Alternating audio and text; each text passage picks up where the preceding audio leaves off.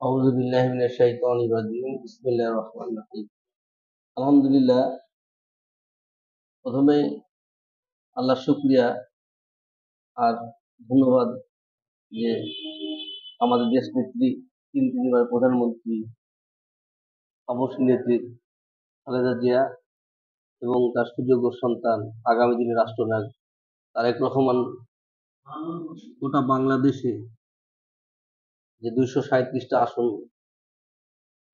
প্রকাশ করেছে আসন, তাদেরকে ধন্যবাদ জানাই। বিশেষ করে আমাদের রাজশাহী অঞ্চলে যে 6টা আসন, তার মধ্যে রাজশাহী 2 এবং আমাদের অমরপুরের মাটি মানুষের জনপ্রিয় নেতা এবং রাজশাহী মহানগরের সাবেক ছাত্র নেতা এবং আমাদের জাতীয় দলের একসময় সেক্রেটারি ছিল মিলন সহকারে তাদেরকে দিয়েছে।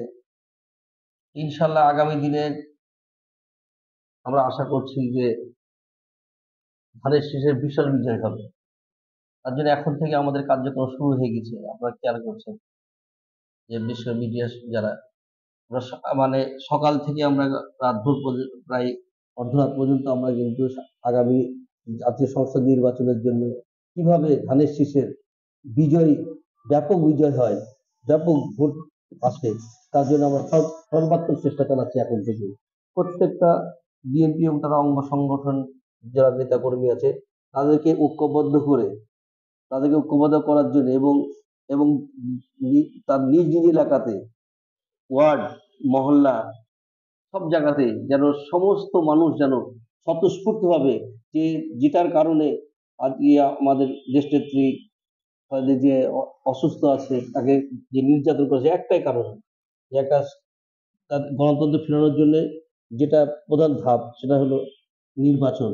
নির্বাচনের জন্য সে তার আন্দোলন, নির্বাচনের জন্য সে তার ত্যাগ, সেইটা আমরা পেয়েছি। এখন আগামী নির্বাচনের মাধ্যমে সেটা আমরা ইনশাআল্লাহ আমরা বাংলাদেশের মানুষকে, বিশেষ করে রাজশাহী যে আসনগুলো দিয়ে 6টা আসনের জন্য আমরা সর্বাত্মকভাবে সবাইকে নিয়ে, যারা যারা বর্তমান কমিটি, যারা নতুন নবগঠিত কমিটি হলো, সবাইকে নিয়ে আমরা ইনশাআল্লাহ মাঠ পর্যায়ে আমরা যারা কর্মী আছি, বিশেষ করে আমি মোহাম্মদ মাইনুল হক খারু, সাবেক মহানগর যুব দলের সিনিয়র ভাইস প্রেসিডেন্ট সহকারে, আমরা যারা যারা যুবদল একসাথে করেছি বা আরো যারা অংশ করে যারা আছে, সবাইকে ঐক্যবদ্ধ করার জন্য আমরা চেষ্টা চালাচ্ছি ইনশাআল্লাহ।